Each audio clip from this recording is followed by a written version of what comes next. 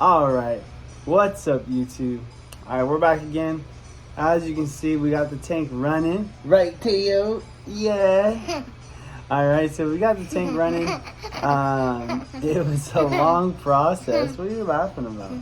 It's a long process, and luckily I had a guy come out and help me set it all up. I joined a group on Facebook. Crazy story. So, asking tips about what you would do differently as a first-time reefer. What are some tips and tricks that you wish you knew before starting out? And let me tell you, this guy helped me out so much. It is crazy. The community is awesome. The help was great, and the knowledge that I was provided, I don't think I would have been as successful setting this up for my first tank if I didn't have the help I had from just joining a simple Facebook group. Let's check it out. Let's get to the tank. Let's dive in, as we say. You ready? Let's go. All right, so we still got a pretty bad glare here, but as you can see, I got some purple rock, I got some white rock. So my friend that I met off the Facebook page actually gave me some free dry rock right here. So I got some of that, made cool 2 little tunnels, stacked up some of the other stuff I already had. Really cool. So it has tunnels from both sides, which I thought was sweet. The water has cleared up a lot. I just put 1 bag of sand in there, and it gave me about an inch of sand bed, which I really like, actually. I was like, thought about doing 2. I have an extra bag just in case, but it looks good. That's my other tank, my discus tank. You can see my guys in there. But one tip he gave me, which I thought was really cool, is I thought you had to glue everything down, but he made a great point saying, if you don't like something or you don't like where it's put or you want to rescape, if you glue it down or putty it down, it's like that forever. And if a coral or something's not happy in that spot, really hard to move it.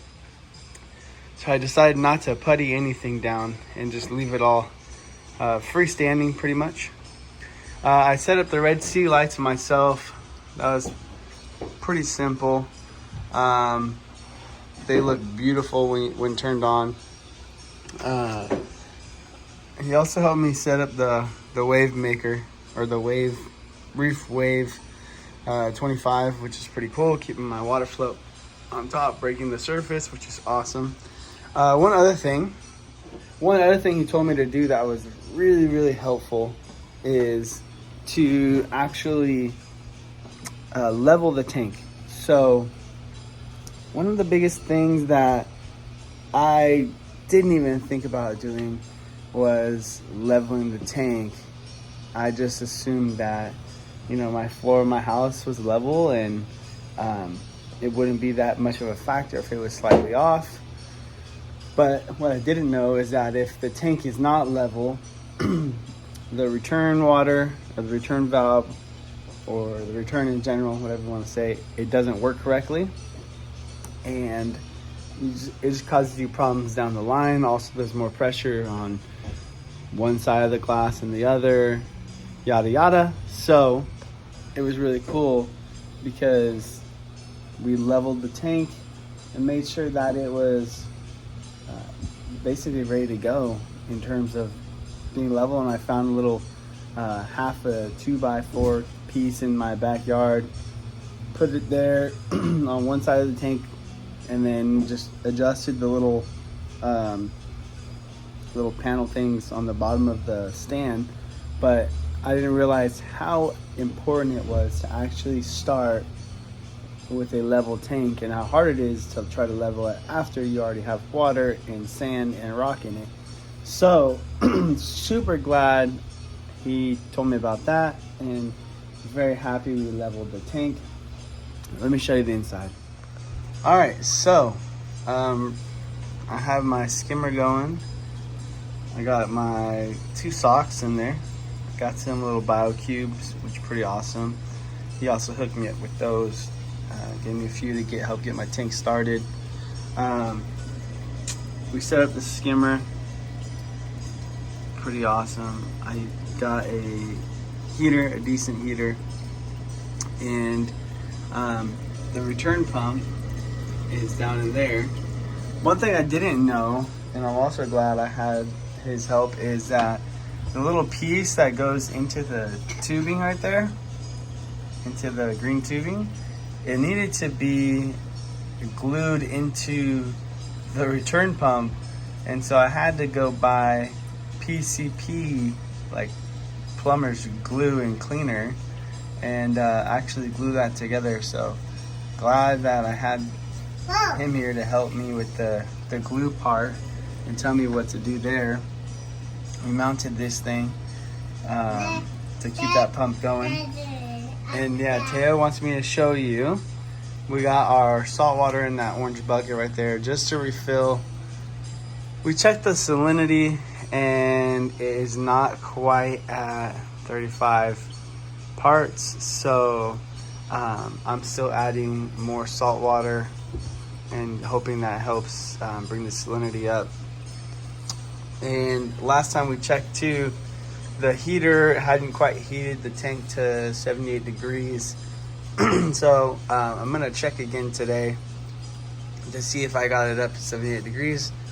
Once that's done, then we'll be able to actually go ahead and add the Fritz Turbo Start. But yeah, he helped me figure this out. So return bump in the back left corner. Hey buddy, go give me a napkin. Go give me a napkin. Return pump in the back left corner, skimmer in the right corner, heater in this chamber right here with the filter socks. And this was just a preference of his to put the heater there. So he told me that. And then I have my bio cubes and hopefully a refugium going in pretty soon. I need to get a Kessel light for the refugium. I have to still buy an auto top off system. So currently I'm manually topping off my system, but not too bad, not too bad. Let's close that right now. I will mount I have my little power bar back there with all the outlets, but I will mount it soon. And then he also hooked me up for like 75 bucks with this really cool 15 gallon water reservoir, like freshwater reservoir, to be able to do my auto top off. So I used one 40-pound bag of the Ocean Direct Caribbean live sand. Also, before I left the store, I did get 15 gallons of RODI water. Right now that's just 5 gallons, but I have the other 10 gallons in buckets in the room. But really cool, got this from my friend for 75 bucks. And I'm still figuring out how to actually work the reef LEDs. I got them to turn on. I think I set it on like a 11-hour cycle. Not sure the exact time they need to be on. I did 8 to 8, but obviously while I'm cycling the tank, I do not have them running. I definitely want to get the Fritz Turbo Star and then maybe the pneumonia to help, or not pneumonia, what is it called? It's like fish fuel, to basically do a fishless cycle to get this started before I put the clowns in. I feel like that's the most humane way, so I'm gonna run that option first. So, just to recap, all in all, I have completed my tank setup. I am a freshwater guy. Switching over to saltwater, really cool. Now I'm in both sides of the hobby. I definitely think that I need to get the auto top off as soon as possible. I'm going to get the Hannah checker instead of the refractometer that I bought. I just think that putting a little thing in the water and it immediately telling you temperature and salinity is super cool. Very easy, and I think the lifespan of staying in this hobby all depends on how easy it actually is to work through the hobby. So I'm gonna go with that. I didn't end up putting any of my rocks and making them stick together in case I want to move it around or change my aquascape. They're pretty sturdy, pretty big pieces of rock, so I don't see them moving around very much. I also got the RODI water reservoir on the side for auto top off system. When I do get it, I got a 15-gallon side case. The tank itself came with a little, I think 3.5 gallon or 3-gallon one, but I think the bigger one will allow me to go maybe like a week without having to go get water or do anything. Maybe even 2 weeks. I don't know. We'll see how long it goes or how long it takes. I haven't had to run it yet, but I'll keep you updated. But I just trying to do things, I guess, the easiest way possible, and had a lot of guidance from my friend, and he's been telling me about things that I should invest in. I am going to get a refugium light. That's another thing, so I can run a refugium in there. And let's see what else. I want to get the tunes auto top off, but BRS is actually out of stock right now of the tunes auto top off. So really sad about that. Not sure when it's coming back in stock. As a first time reefer, everyone I've talked to on the groups and everything say tunes auto top off is the best. So I definitely want something that's trustworthy and that's been around forever, and that's the best. What else do I need to get? I'm not quite sure if I need anything at the moment right away, but I would like to get an RODI system, and actually make my own water and make my own salt. I feel like in the long run it's going to be way easier than me going back and forth from the store, from the local fish shop back to my house, because for me the closest fish stop is actually 45 minutes away. So definitely gotta try to get that together soon, so I don't have to be going so far, driving back and forth just to get the water I need. If I can make it at home, in the long run it's gonna save me tons and tons of funds. So super excited to get that in the future, hopefully the near future. And I think future plans for this tank is definitely get 2 clowns. I really like clownfish. I think they're beautiful fish, and I like how hardy they are, and just kind of everything I've heard about them. I think it's super cool. I think the only thing is if they pair and start having babies in there, that'll kind of suck. Just because I've experienced it in this freshwater tank where you have 2 fish pair and they start trying to mutilate and kill everything around them. So definitely don't want that in this tank, but we'll see what happens. If it comes to that point, I think I can always take them out and move them to their own separate aquarium. Maybe get a little nano tank or something in the future. But I definitely want to get a blue tang, like the little dory fish, and then I also want to get a sailfin tang, and then just cleanup crew, maybe a wrasse, a filefish, just utilitarian fish that do the job. I'm not super crazy about fish, but I definitely love all the cool corals in the hobby.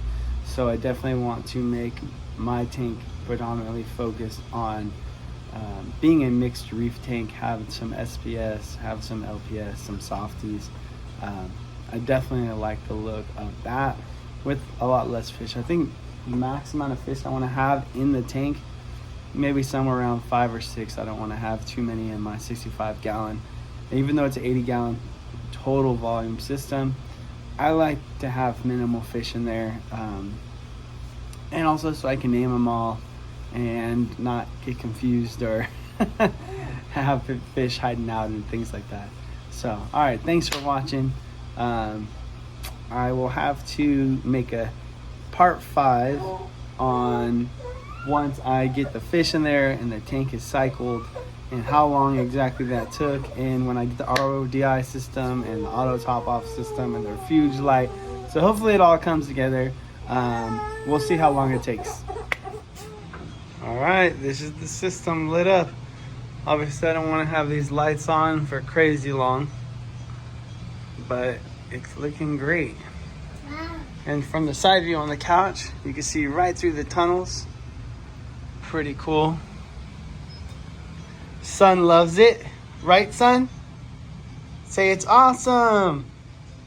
He's mesmerized. Say it's awesome. Oh yeah. Okay. That's it, y'all. That's it right here. Got the stacked rocks. Wife, what do you think? Love it.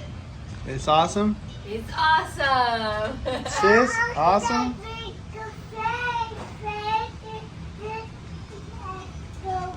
All right, y'all. See you later.